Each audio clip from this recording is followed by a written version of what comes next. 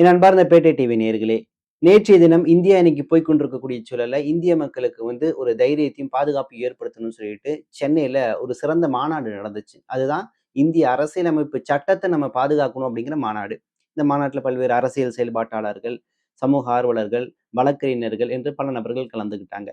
இதுல பார்த்தீங்கன்னா, சமூக செயற்பாட்டாளர் பிரகாஷ்ராஜ் கலந்துக்கிட்டாரு. 2 தினத்துக்கு முன்னாடி தான் கேரளா திருச்சூர்ல டைஃபி நடத்தின ஒரு ப்ரோகிராம் மாநில மாநாட்டுல கலந்துட்டு மாணவர்களை உற்சாகப்படுத்தும் விதமாக பல்வேறு விஷயங்களை பேசினாரு. ஸோ அதை தொடர்ந்து சென்னையில நடந்த இந்த மாநாட்டுல பல்வேறு விஷயங்களை பேசினாரு. அதுல குறிப்பாக அன்றைய காலத்துல சிம்மாசனத்தில் அமர்ந்து கொண்டு நம்மளை அதிகாரப்படுத்தினாங்க. இன்னைக்கு நாற்காலியில் அமர்ந்து கொண்டு நம்மளை அதிகாரப்படுத்தி கொண்டிருக்கிறார்கள். அதனால இவர்களை நாம தான் தேர்வு செஞ்சோம். அதனால இவர்களை கேள்வி கேட்கக்கூடிய இடத்துல இருக்கோம். ஒருவேளை அது செய்யலையாட்டி அவங்க பதவியிலிருந்து இறங்கிருவாங்க அப்படிங்கிற விஷயங்கள் அவங்களுக்கு நினைவூட்டணும் அப்படிங்கறக்காகத்தான் இன்னைக்கு மாணவர்கள் கிளர்ந்தெழுந்திருக்காங்க. குறிப்பாக ஆல்பா மாணவர்கள், ஜென்சி மாணவர்கள் இன்னைக்கு நல்ல புரட்சியை நோக்கி போயிட்டு இருக்காங்க. அதனால இந்த பாசிசம் வீழக்கூடிய வாய்ப்பு இருக்கு, நிச்சயமாக வீழும் அப்படின்னு சொல்லிட்டு பல விஷயங்களை பேசியிருக்காரு. அவரை தொடர்ந்து எஸ்டிபியுடைய தலைவர் நெல்லை முபாரக் அவர்கள் சிறுபான்மை மக்கள் படக்கூடிய கஷ்டங்களை குறித்து விரிவாகவே பேசினாரு. கிறிஸ்தவ மக்கள், இஸ்லாமிய மக்கள், குறிப்பாக இன்னைக்கு கிறிஸ்தவ மக்களுக்கு எதிராக கொண்டு வந்திருக்கக்கூடிய எஃப்சிஏ என்று சொல்லக்கூடிய அந்த அமெண்ட்மெண்ட் அதை குறித்து பேசினாரு. முஸ்லிம்களுடைய முத்தலாக் பிரச்சனை ஆரம்பிச்சு எஸ்ஏஆர் நடவடிக்கை, சிஏஏ, என்ஆர்சி போன்ற விஷயங்கள் என்று பல விஷயங்களை அவரு அந்த மாநாட்டுல தெள்ள தெளிவா எல்லாத்துக்கும் புரியும் வகையாக பேசினாரு. அப்ப நிச்சயமாக இந்த மாநாடு இன்னைக்கு தேவையான்னு கேட்டா இன்னைக்கு காலகட்டங்கள்ல தேவை. ஏன்னு கேட்டீங்கன்னா, மகாராஷ்டிரால நாக்பூர் இருக்குல்ல, இங்கதான் RSS உடைய தலைமையகம் இருக்கு. இந்த RSS உடைய தலைமையகத்துல இதுவரையிலும் 52 ஆண்டுகளாக அவர்கள் இந்திய கொடியை, சுதந்திர தினம், குடியரசு தினத்துல இந்திய கொடியை ஏத்துனது கிடையாது. ஏன்னா RSS பொறுத்த வரைக்கும் இந்தியாவை அவங்க ஏத்துக்கல. இந்தியா என்ற நாட்டை, ஒருமைப்பட்ட நாட்டை ஏத்துக்கல. இந்திய கொடியை ஏத்துக்கல. இந்திய ஒற்றுமையை அவங்க விரும்பல. அப்ப இந்த அடிப்படையில தான் அவங்க வாழ்றாங்க. குறிப்பாக அரசியலமைப்பு சட்டத்தை அவங்க மதிக்கல. அரசியலமைப்பு சட்டமே வேணான்னு சொல்றாங்க.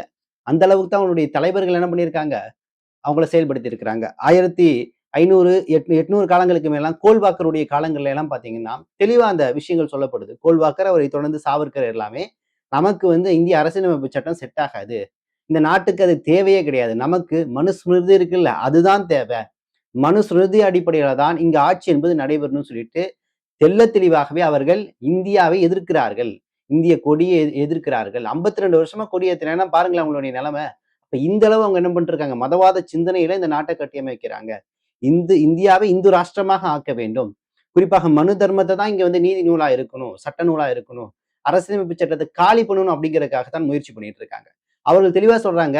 கடந்த உத்தரப்பிரதேசம் கும்பமேளா நிகழ்ச்சி, அதுல ஒரு RSS உடைய தலைவர் நினைக்கிறேன் சொல்றாரு, 2035 இந்தியா இந்து ராஷ்டிரமா மாறி இருக்கும். இந்தியாவுடைய அரசியலமைப்பு சட்ட நூல் என்பது நமது நேசிக்கக்கூடிய டாக்டர் பாபா சாஹிப் அம்பேத்கர் கொடுத்த அந்த சட்டத்தை அவங்க சொல்லல, மனு ஸ்மிருதி இருக்குல்ல அந்த அடிப்படையில தான் அந்த சட்டங்கள் இயற்றப்படும் சொல்லிட்டு வெளிப்படையா சொல்றாங்க. இப்ப இதுல என்ன தெரியுதுன்னா, இந்திய அரசியலமைப்பு சட்டத்தை கொஞ்சம் கொஞ்சமா அவர்கள் அரித்து கொண்டிருக்கிறார்கள். பல புதிய புதிய சட்டங்களை கொண்டு இதை உடைத்து கொண்டிருக்கிறார்கள். அப்ப அரசியலமைப்பு சட்டம் அற்ற நிலையில இன்னைக்கு அவங்க அதை உருவாக்கணும் முயற்சி பண்ணும் போது, இந்த இந்திய அரசியலமைப்பு சட்டத்தை உருவாக்குவதில் டாக்டர் பாபா சாஹிப் அம்பேத்கர் எவ்வளவு கஷ்டப்பட்டு இருப்பாரு, அந்த குழு எவ்வளவு சிரமப்பட்டு இருக்கும். அப்படிப்பட்ட சட்டத்தை நாம என்ன பண்ணணும், உயிரை கொடுத்து பாதுகாக்க வேண்டும். ஒரு முஸ்லீமாக ரைட் ஹேண்ட்ல உங்களுக்கு குரான் இருக்கா, லெஃப்ட் ஹேண்ட்ல உங்களுக்கு இந்திய அரசியலமைப்பு சட்டம் இருக்கணும். இரண்டுமே 2 கண்களை போன்றது. இரண்டையும் நாம் பாதுகாக்க வேண்டும். இரண்டிற்காகவும் நாம் உயிர் கொடுக்க வேண்டும். அப்படிங்கிற அளவு நம்ம ஃபைட் பண்ணுங்கிறதுக்காகத்தான் சென்னையில இந்த அரசியலமைப்பு சட்ட மாநாடு நடந்துச்சு. ஸோ இதற்கு இங்க இருக்கக்கூடிய தாவேக்கு அரசை சார்ந்தவர்கள் போய் கலந்துக்கிட்டாங்க, இந்தியா மேல அக்கறை கொண்டாங்க, அரசியலமைப்பு சட்டத்தை பாதுகாக்கணும்னு முன்னெடுத்தாங்கன்னு கேட்டா, அவங்க எப்பயும் போல சட்டமன்றத்துல காமெடி பண்ணிட்டு பாட்டு பாடிட்டு அவங்க ஒரு பொழுதுபோக்காவே கடந்துட்டு இருக்கிறாங்க. அப்ப இந்த அரசியல் மாநாடை பொறுத்த வரைக்கும் நிச்சயமாக ஒரு ஆக்கப்பூர்வமான மாநாடு. இந்த மாநாடு நிச்சயமாக வெற்றி அடைஞ்சிருக்கு. இது போன்ற பல மாநாடுகள் நடக்கணும். ஏனென்றால் இன்னைக்கு அரசியலமைப்பு சட்டத்தை அரித்து கொண்டிருக்கிறது இந்த RSS, பாஜக அப்படிங்கிற விஷயங்களை நம்ம பார்க்க முடியுது. அடுத்து இன்னைக்கு சமூக ஆர்வலர்கள், நாங்கள் முஸ்லிம்கள் மேல அக்கறை கொள்றோங்கிற அடிப்படையில ஒரு 5 நபர்கள் என்ன பண்ணியிருக்காங்கன்னா ஒரு மனுவை உச்சநீதிமன்றத்துல தாக்கல் செஞ்சிருக்காங்க.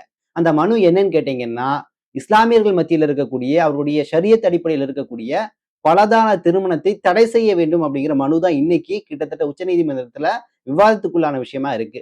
உங்களுக்கு தெரியும், முத்தலாக் தடை சட்டம் கொண்டு கிட்டத்தட்ட 9 ஆண்டுகள் பக்கம் கடந்துருச்சு. இந்த 9 ஆண்டுகளுக்கு அப்புறம் இன்னைக்கு இஸ்லாமிய ஷரியத் சட்டத்துல அடுத்த விஷயமாக இருக்கக்கூடிய இந்த பலதார மனத்தை இன்னைக்கு தடை செய்யணும்னு கொண்டு வந்திருக்கிறாங்க.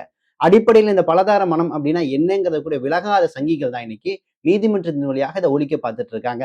முத்தலாக் பிரச்சனையில கூட அவ்வளவு விளக்கம் கொடுக்கப்பட்டது. முத்தலாக்னா என்ன, அதை ஒவ்வொரு ஜமாத்தை எப்படி செஞ்சுட்டு இருக்காங்க, ஜமாத் அல்லாத ஒரு நபர் செய்யறாருன்னு அவன் மேல எப்படி இஸ்லாமிய ஜமாத்தார்கள் நடவடிக்கை எடுத்துட்டு இருக்காங்கிற பல விஷயங்கள் சொல்லப்பட்டாலும் இங்க என்ன பண்ணாங்க, இஸ்லாமியருடைய ஷரியத் சட்டத்தில் இருக்கக்கூடிய அந்த விஷயத்தை நீக்கக்கூடிய வேலையை நோக்கி போனாங்க.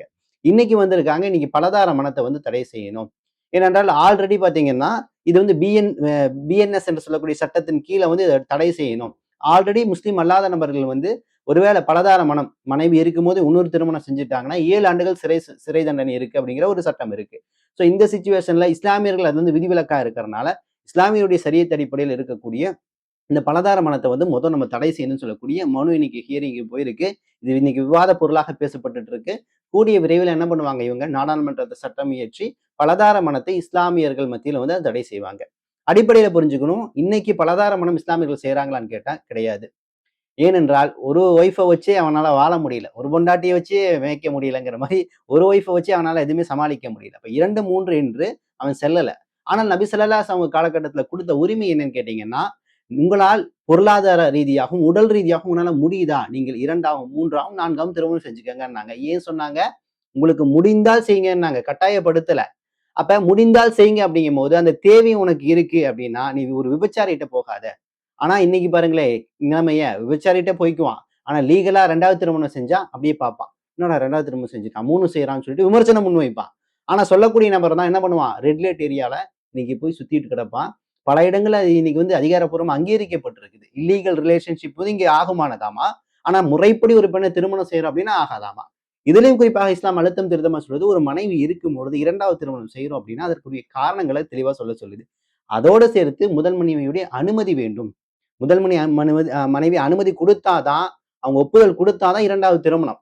அப்போ முதல் மனைவி அனுமதியை கொடுக்கல, ஆனா இவர் 2வது திருமணம் முடிச்சிட்டார் அப்படின்னா இஸ்லாம் அதை தடை செய்து அதை நிச்சயமாக ஒரு கண்காணிப்பு கூடிய இடத்துல, கண்டிக்கக்கூடிய இடத்தை நோக்கி போகுது. இவ்வளவு தெளிவா மார்க்கம் சொல்லி இருக்கும் போது இன்னைக்கு வந்து முஸ்லிம்கள் 4 திருமணம் வச்சுக்குவான், 2 திருமணம் பண்ணிக்குவான். இன்னைக்கு ஒன்ன வச்சுக்கிட்டே வாழ முடியலன்னு சொல்லிட்டு, வாழ முடியல மீன் ஒன்ன சரியான முறையில திருப்திப்படுத்த முடியல அப்படிங்கிற அளவுக்கு இன்னைக்கு போயிட்டு இருக்கக்கூடிய சூழல்ல 2, 3ங்கிற எங்க போக முடியும் அப்படின்னு போனா கூட நான் சொன்ன மாதிரி அது வந்து திருமணம் என்பது ஒரு ஒப்பந்தமா மாறுது, லீகலா மாறுது. ஆனா இன்னைக்கு ஒன்ன வச்சுக்கிறான், சைட்ல 4, 5 கூடி வச்சுக்கலாம், 10, 20 கூடி வச்சுக்கலாம். ஆனா அந்த 10, 20க்கு மனைவிங்கிற உரிமை கொடுக்க மாட்டான். புரியுதுங்களா? இப்படிப்பட்ட கேடுகட்ட ஒரு நிலையில இருக்கக்கூடிய சமயத்துல இது போன்ற ஆக்கப்பூர்வமான விஷயங்களை கூட இன்னைக்கு விசாரணைக்கு உள்ளாக்கக்கூடிய சூழல் நோக்கி இந்த சங்கி அரசு இன்னைக்கு தள்ளி இருக்கு அப்படிங்கிற விஷயங்களை பார்க்க முடியுது. அடுத்து இன்னைக்கு மோடி அவர்கள் வந்து உங்களுக்கு தெரியும், சில மாதங்களுக்கு முன்னாடி இத்தாலி போனாரு. இத்தாலியுடைய பிரதமர் ஜார்ஜியோ மெலோனிக்கு வந்து மெலோடி சாக்லேட் வாங்கிட்டு போனாரு. அந்த மெலோடி சாக்லேட் கொடுத்த பின்னாடி வெரி குட் அப்படின்னு சொல்லிட்டு அவங்க என்ஜாய் பண்ணாங்க. ஸோ அந்த பிக்சர்ஸ் எல்லாமே வைரலா போச்சு. இதற்கு முன்னாடி 2023ல பாத்தீங்கன்னா மோடி பிளஸ் மெலோனி அப்படின்னு போட்டுட்டு, மெலோனி பிளஸ் மோடின்னு போட்டுட்டு மெலோடி அப்படின்னு போட்டிருந்தாங்க. மெலோடி சாங், இவங்களுக்குள்ள ரொமான்ஸ் இருக்குங்கிற மாதிரி பரப்பி விட்டாங்க. இந்த மீம்ஸ் வந்து வைரலா போயிட்டு இருந்துச்சு. ஸோ அதற்கு அப்புறம் தான் என்ன பண்ணாங்க, மோடி சில மாதங்களுக்கு முன்னாடி இத்தாலி போகும்போது மெலோடி சாக்லேட்டே வாங்கிட்டு போயிட்டாங்க. இது பார்லே நிறுவனத்துக்கு கீழே வருது. மெலோனி இல்லாம இன்னொரு பிஸ்கெட் கம்பெனி இருக்குது, பார்லே. அவங்க பேர் மெலோனின்னு இருக்குல்ல, அதே பேர் ஒத்த ஒரு பிஸ்கெட் இருக்கு. ஆனா அவங்க அதை எடுத்துட்டு போல, மோடி மெலோடி சாக்லேட் தான் எடுத்துட்டு போனாங்க. ஸோ இதை எடுத்துட்டு போய் கொடுத்த பின்னாடி பயங்கர ட்ரெண்ட் ஆயிடுச்சு உலகம் ஃபுல்லா. ஏன்னு கேட்டீங்கன்னா, இந்த மெலோடி சாக்லேட் அப்படிங்கிறது ரொம்ப காஸ்ட்லியான லக்ஸரியான சாக்லேட் எல்லாம் கிடையாது. பொட்டி கடையில கூட அந்த சாக்லேட் கிடைக்கும். ஆனா இப்படிப்பட்ட அந்த சாக்லேட்டை பர்டிகுலரா மோடி எடுத்துட்டு போய் கொடுத்தாரு தெரியுங்களா. அதுக்கப்புறம் அது ட்ரெண்ட் ஆச்சு. அது கிட்டத்தட்ட 5 அல்லது 6% அதோடைய வியாபாரமும் அதோடைய வெளிநாட்டுடைய எக்ஸ்போர்ட்டும் இன்னைக்கு கூடி இருக்கு. அப்ப இவர் ஒரு குறிப்பிட்ட கம்பெனி விளம்பரப்படுத்துவதற்காக இது ஒரு பிளான் பண்ணி எடுத்துட்டு போனாராங்கிற மாதிரி ஒரு கேள்விகளோட இன்னைக்கு சமூக வலைதளங்கள்ல விஷயம் போயிட்டு இருக்கு. இதையே இன்னைக்கு சொல்ல வந்தேன்னா, இன்னைக்கு பாத்தீங்கன்னா லக்னோல வந்து ஒரு சேலை வந்து டிசைன் வந்து அறிமுகமாயிருக்கு. என்ன டிசைன்னு கேட்டீங்கன்னா, மோடி அவர்களும் இந்த மெலோனி ஜார்ஜியா தலைவர் இருக்காங்களா, ஜார்ஜியா மெலோனி, அவங்க படமும் போட்ட ஒரு புகைப்படம், இந்த சாக்லேட் கொடுக்குற மாதிரி புகைப்படம் போட்ட ஒரு சாரியோட இன்னைக்கு தீயா சில புகைப்படங்கள் போயிட்டு இருக்கு. இது வியாபார நோக்கத்திற்காக தான் செய்யறாங்கன்னு தெரியுது. ஆனால் இது இன்னைக்கு தீயா போயிட்டு இருக்கு. அப்ப இதுல நாம என்ன ஒரு விஷயத்த பார்க்கணும்னா, இன்னைக்கு நாட்டுல எவ்வளவோ பிரச்சனைகள் இருந்தாலும் இது போன்ற விஷயங்களை வந்து மோடி கவனம் செலுத்துறது அப்படிங்கிறது உள்ளளவு வேதனையான விஷயம். மோடியுடைய மனைவி எடுத்துக்கங்களே, யசோதா பெண், அவர்களை பொறுத்த வரைக்கும் இன்னைக்கு வரையும் அவங்க வந்து ப்ராப்பரா டிவோர்ஸ் பண்ணல. அவங்களுக்குள்ள என்ன சொல்றது, கணவன் மனைவியா இருக்காங்க, பிரிந்து வாழ்றாங்க. ஆனால் 2014க்கு முன்னாடி அவருடைய பிரமாண பத்திரத்துல எந்த இடத்துலும் மனைவிங்கிற விஷயத்த அவர் கோடிஃபை பண்ணவே இல்லை, அதை ஃபில் பண்ணவே இல்லை. 2014க்கு அப்புறம் தான் அவருடைய தேர்தல் பிரமாண பத்திரம் இருக்கும்ல, தேர்தல் மனு தாக்கல் செய்வாங்களா, அதுல எனக்கு மனைவி இருக்காங்கன்னு மென்ஷன் பண்ணியிருக்கிறாரு. ஆனால் அவர் பிரிந்து வாழ்ந்துட்டு இருக்காரு. அப்ப ஏன் இதே நிலைமை தான் இங்க ஜோசப் விஜய் அவர்களுக்கும். பர்சனல் நம்ம லைஃப் நோன்றோன்று இல்ல, பொதுவெளியில வரும்போது ஒரு தலைவன் மற்றவர்களுக்கு முன் உதாரணமா இருக்கணும்னா தன் சொந்த வாழ்க்கையும் சரி, பொது வாழ்க்கையிலும் சரி, மற்றவர்களுக்கு ஒரு சிறந்த நபராக காணப்படணும். ஆனா இன்னைக்கு என்னன்னா, மெலோடி சாக்லேட்டை கொண்டு போய் கொடுக்கறது, நாட்டுக்கு தேவையில்லாத வேலையை வந்து மோடி செய்து இன்னைக்கு வந்து அது ட்ரெண்டா சேலை வரை மாறி நிக்குது அப்படிங்கிற விஷயங்களை தான் பார்க்க முடியுது. அடுத்து தமிழ்நாட்டுல திருப்பூர்ல 2 தினங்களுக்கு முன்னாடி ஜும்மா அன்னைக்கு ஒரு மிகப்பெரிய அசம்பாவிதம் நடக்க இருந்துச்சு. இறைவன் கிருபையால் அது பாதுகாக்கப்பட்டிருக்கு. என்னன்னா, சட்டவிரோதமாக அங்க ஒரு பில்டிங் கட்டி அந்த பில்டிங்ல வந்து முஸ்லீம்கள் வெள்ளிக்கிழமை ஜும்மா தொழுகை நடத்துறாங்கன்னு சொல்லிட்டு இந்து முன்னணியை சார்ந்தவர்கள்லாம் முன்னாடி போய் மிகப்பெரிய கூச்சலிட்டு இருக்காங்க. மிகப்பெரிய அளவுல அங்க சண்டை சச்சரவுகளை ஏற்படுத்தி இருக்காங்க. இறுதியாக காவல்துறை போய் அங்க சமாதானப்படுத்தி கூட்டு வந்திருக்கிறாங்க. அதுல சிறுவர்கள், பெண்கள், ஆண்கள் எல்லாமே கலந்து கொண்டு முஸ்லீம்களை மிகப்பெரிய அளவுல அச்சுறுத்தி இருக்கிறாங்க. அப்ப இந்த விஷயத்தை குறித்து அந்த ஜமாத்தார்கள்ட்ட கேட்கும் போது, இல்ல இது முறைப்படி கட்டப்பட்டிருக்குது, இந்த பில்டிங் சும்மாலாம் இல்ல, முறைப்படி கட்டப்பட்டிருக்கு, அனுமதி வாங்கி தான் இங்க கட்டியிருக்கோம் அப்படின்னு சொல்லக்கூடிய விஷயத்தோடு தான் நாங்க இங்க தொழுகை நடத்திட்டு இருக்கோம்னு சொல்றாங்க. ஆனா இது காவல்துறைக்கு போய் இங்க விசாரணையில இருக்கு. இப்ப இந்து முன்னணி சார்ந்தவர்கள் என்ன சொல்றாங்கன்னா, கிறிஸ்தவர்கள், இஸ்லாமியர்கள் என்ன பண்றாங்கன்னா, பொது இடங்களை, பள்ளிக்கூடங்களை வணக்கஸ்தலங்களாக மாத்திட்டு இருக்காங்கன்னு சொல்லக்கூடிய ஒரு குற்றச்சாட்டை முன்வைக்கிறாங்க. உதாரணத்துக்கு பல்வேறு பள்ளிகள்ல பாத்தீங்கன்னா, இஸ்லாமிய பள்ளிகள்லயே தனியார் மற்றும் பிரைவேட் பள்ளியில இந்த பெருநாள் தொழுகைகள்லாம் நடைபெறும். அதை மையமா வச்சு என்ன பண்றாங்கன்னா, இவங்க வந்து டார்கெட் பண்ணி என்ன பண்றாங்க, ஒரு அச்சுறுத்தலை உண்டாக்கிட்டு இருக்காங்க. நொய்யலாருக்கு பக்கத்துல ஒரு பிரைவேட் ஸ்கூல் நினைக்கிறேன். சில ஆண்டுகளுக்கு முன்னாடி அங்க வந்து தொழுகை நடந்திருக்கு. பெருநாள் தொழுகைன்னு நினைக்கிறேன். ஸோ அதற்கு கூட இந்த இந்து முன்னணியை சார்ந்தவர்கள் சர்ச்சை ஏற்படுத்திட்டு இருக்காங்க. ஸோ திருப்பூரை மையமா வச்சு இந்த பிரச்சனையை ஏற்படுத்திட்டு இருக்காங்க. பல பள்ளிவாசல்களை வச்சு ஏற்படுத்திட்டு இருக்காங்கன்னா, இவர்கள் டார்கெட் ஆல்ரெடி பல ஆண்டுகளாக இந்த திருப்பூர், கோயம்புத்தூர், மேட்டுப்பாளையம் இந்த பெல்ட் இருக்குல்ல, இதுக்குள்ள கலவரத்தை ஏற்படுத்தணும். இதுக்குள்ள இந்து முஸ்லிம்கள் மத்தியில விரோதத்தை ஏற்படுத்தணும்னு சொல்லிட்டு ஒரு பதற்ற நிலையை தொடர்ந்து இந்த இந்த இந்து முன்னணியை சார்ந்த கும்பல்கள், ஆர்எஸ்எஸ் சிந்தனை கொண்டவர்கள் வந்து செயல்பட்டு இருக்காங்க. ஸோ இந்த நிலையில நமது முதலமைச்சர் ஜோசப் விஜய் அவர்கள் இதுல தலையிட்டு ஏதாவது பேசி இருக்கிறாரா, இல்ல அவங்க கருத்து சொல்லி இருக்கிறாங்களான்னு கேட்டா அமைதியா இருக்கிறாங்க. என்னை பொறுத்த வரைக்கும் எனக்கு ஒரு பெரிய பயம் என்னன்னா, இந்த இந்து முன்னணி சார்ந்தவர்கள் அமைதியாவே இந்த 100 நாள் கடந்திருக்கிறாங்க. இதே ஸ்டாலினுடைய ஆட்சியில பல எதிர்ப்புகள், பல விஷயங்களை செஞ்சாங்க. ஆனா இந்த 100 நாள் அமைதியா இருக்காங்க அப்படின்னா இதுக்கு பின்னாடி என்ன இருக்கு?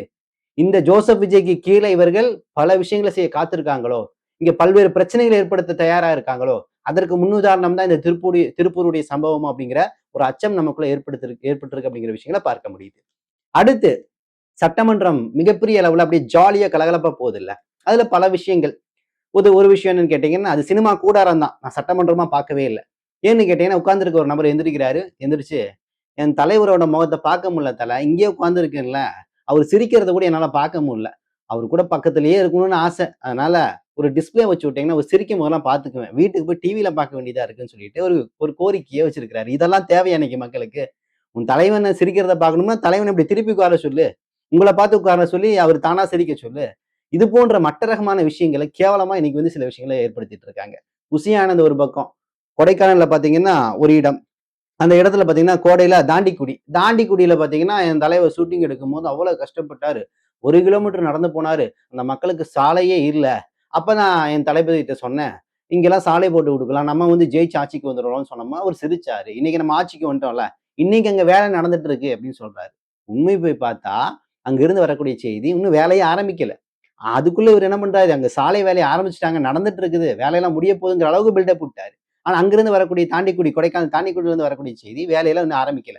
இப்ப இவர் புசியானந்த் பேசின பின்னாடி தான் இந்த செய்தி வைரல் ஆனனால வேற வழியே இல்லையே, சரி ரோட்டை போட்டு விடுவோம்னு சொல்லிட்டு இன்னைக்கு பணிகள் ஆரம்பிக்கப்பட்டதான தகவல்கள் இன்னைக்கு வந்துட்டு இருக்கு. அப்ப முற்று முழுதுமாக அவர்களை ப்ரொமோட் செய்து கொள்ளக்கூடிய ஒரு இடத்தை நோக்கி போறாங்க. இன்னொரு பக்கம் பாத்தீங்கன்னா இந்த கூவம் நதி இருக்குல்ல, இதெல்லாம் நவீன இயந்திரங்கள் வச்சு சுத்தம் படுத்துறோம்னு சொல்லக்கூடிய ஒரு காணொலி வேகமா பரவிட்டு இருந்துச்சு. என்னப்பா பெரிய வேலையெல்லாம் செய்யறாங்களே, பெரிய ஒரு மகிழ்ச்சின்னு பார்த்துட்டு இருந்தா அந்த காணொலி சீனால இருந்து வந்த காணொலி. சீனால ஒரு நதியை கிளீன் பண்றான் நவீன மிஷினை வச்சு. அது என் தலைவன் தான் செஞ்சான்னு சொல்லக்கூடிய ஒரு விஷயத்த இன்னைக்கு இந்த டிவிக்கு சார்ந்த தற்குறிகள் இன்னைக்கு வேகமா பரப்பிட்டு இருக்காங்க அப்படிங்கிற விஷயங்களை பார்க்க முடியுது. ஸோ காருடைய விஷயத்தை பொறுத்த வரைக்கும் எங்களுக்கு கார்லாம் தேவையே கிடையாது அப்படின்னு சொல்லிட்டு திமுக பதிலடி கொடுத்துருச்சு. ஆனா இங்க இருக்கக்கூடிய சில நபர்கள் எங்களுக்கு காரு வேணும் அப்படின்னு பேசுறாங்க. அதுல இந்த ஆதவ அர்ஜுன் எந்திரிச்சு ஒரு முட்டு கொடுக்குறாரு. கம்யூனிஸ்ட் தோழருக்கு காரு வேணும், அவருக்கெல்லாம் காரு இல்ல, ரொம்ப சிரமப்படுறாரு. ஆனா அந்த தோழர் வந்து சொல்றாரு எங்களுக்கு எல்லாம் தேவையில்லைன்னு சொல்லிட்டு. முற்று முழுதுமாக ஒரு காமெடி கிளப்பாட்ட வந்து இன்னைக்கு மாறி இருக்கு. பல்வேறு பாட்டு நிகழ்ச்சிகள் தான், பாட்டுக்கு போட்டி மாதிரி மாறி மாறி சபாநாயகர் உட்பட என்ன பண்ணிட்டு இருக்கிறாரு, பாடிட்டு தான் இருக்கிறாரு. அப்ப இவ்வளவு விஷயங்கள் இன்னைக்கு என்ன ஆயிட்டு இருக்கு, போயிட்டு இருக்கு அப்படிங்கிற விஷயங்கள் நம்மளால இங்க பார்க்க முடியுது. இதுல நமக்கு அதிர்ச்சிக்குள்ளான விஷயம் என்னன்னு கேட்டீங்கன்னா, வன்னியரசு தோழர் விசிகாவுடைய தோழர் வன்னியரசு அமைச்சர் அவர்கள் எந்திரிச்சு பேசும்போது மோடி அமித்ஷாங்கிற வார்த்தையை தெளிவா பயன்படுத்தினாரு. அதற்குரிய காரியங்களோடு தான் பயன்படுத்தினாரு. ஆனா பாஜகவுடைய கூட்டணியில் இருக்கக்கூடிய பாமகவாகட்டும், அதிமுகவாகட்டும், இவங்க கூட எந்திரிச்சு என்ன பண்ணல, அகைன்ஸ்ட் பண்ணல. நீங்க இந்த அவை குறிப்பில இருந்து இந்த பேர்கள்லாம் எடுத்துருங்கன்னு சொல்லிட்டு. ஆனா ஆதவ அர்ஜுன் எந்திரிச்சு என்ன சொல்றாரு, இந்த பாஜக இந்த குறிப்பா இந்த அமித்ஷா மோடியுடைய பேர்ல அவை குறிப்பில இருந்து நீக்கிருங்க அப்படின்னு சொல்றாரு. அப்படி வேத்து விறுவிறுத்து சொல்றாரு. அப்ப தனது அமைச்சரவையின் கீழே இருக்கக்கூடிய ஒரு அமைச்சர் எந்திரிச்சு பேசுறாருன்னா அதுல இருக்கக்கூடிய வார்த்தையை கூட இந்த பாஜக சார்ந்து இருக்கக்கூடிய வார்த்தையை கூட நீக்கணும்னு சொல்லி பயப்படுறாரு ஆதவ அர்ஜுன் அப்படின்னா இவரெல்லாம் எந்த விதத்துல இந்த தமிழ்நாட்டை ஆட்சி செய்வதற்கு தகுதியானவர்கள்? கேட்டா மாநில விஷயங்களை பேசுங்க, மாநில சுய விஷயங்களை குறித்து பேசுங்கன்னு சொல்லிட்டு ஒரு முட்டு கொடுக்கக்கூடிய வேலையை செய்யறாரு. அப்ப இவர்கள் எந்த விதத்திலும் என்ன பண்ணல, பாஜகவை டேமேஜ் பண்ணக்கூடாது, பாஜகவை எப்படி அனுசரிச்சே கொண்டு போகணும் அப்படிங்கிற விதத்துல தெல்ல தெளிவா செயல்பட்டு இருக்காங்க அப்படிங்கிற விஷயங்களை பார்க்க முடியுது. அடுத்து தமிமுன் அன்சாரி ஒரு அருமையான கருத்தை முன்வைத்தாரு. ஆயுள் சிறைவாசிகள் ரொம்ப ஆண்டுகள் சிறையில வாடுறாங்க, இவங்களுக்கான பரோல் கொடுங்க, திமுக ஆட்சியில கொடுக்கப்பட்டது, அதை தொடர்ந்து நீங்க இப்ப பரோல் கொடுங்க அப்படின்னு சொல்லக்கூடிய ஒரு கோரிக்கையை முன்வைத்து எல்லா மக்களுக்குமான ஒரு கோரிக்கையா அது முன் வச்சிருக்காங்க. ஏன்னா நோய்வாய்ப்பட்டு இருக்கிறாங்க, மருத்துவ தேவை இருக்கும், ஸோ அதனால உங்களுக்கு பரோல் கொடுங்க அப்படின்னு சொல்லக்கூடிய ஒரு அழுத்தமான கோரிக்கை முன் வச்சிருக்கு. அடுத்து சபாநாயகர் பிரபாகரன் அவர்கள் அவை குறிப்பில இருந்து நீக்கிறேன் அப்படின்னு சொல்லக்கூடிய இந்த விஷயம் இருக்குல்ல, இது இந்த ஆட்சி காலத்துல அதிகமான முறையில ஆளும் கட்சியா இருக்கக்கூடிய தாவேகாவுடைய அந்த பேச்சுக்கள் தான் அதிகமான முறையில் அவை குறிப்பில இருந்து நீக்கப்பட்டிருக்கு. எதிர்கட்சியா இருக்கக்கூடிய திமுக இருந்து பெரிய அளவுல நீக்கப்படல, குறைந்த அளவு தான் நீக்கப்பட்டிருக்கு. சோ இப்படி நீக்கப்பட்ட இந்த விஷயங்கள் இருக்குல்ல, இது எல்லாமே இன்னைக்கு லைவா போயிட்டு இருக்கிறதுனால அந்த லைவ்ல இருக்கக்கூடிய அந்த காட்சி எல்லாமே எடுத்து ரீல்ஸா இன்னைக்கு போட்டுட்டு இருக்காங்கல்ல. அப்ப அது மூலம் என்ன பயன் இருக்கு? அதாவது அவை குறிப்பில இருந்து நீக்கப்பட்டேன்னு சொன்னா கூட இங்க ட்ரெண்டிங்கா போயிட்டு இருக்குல்ல, அதனால இனிமேல் யாராவது கட்சி சார்ந்தவர்கள் எல்லாமே இந்த அவை குறிப்பில நீக்கப்பட்ட விஷயங்கள் ரீல்ஸா போட்டீங்கன்னா நடவடிக்கை எடுப்பேன்னு சொல்லிட்டு இன்னைக்கு பிரபாகரன் கொஞ்சம் நடுநிலையில இருந்து சரியான முறையில பேசியிருக்காரு. ஆனா இந்த லைவ் அப்படிங்கிறது இதற்கு முன்னாடி திமுக ஆட்சியிலேயே லைவ் கொடுக்கப்பட்டிருக்கு.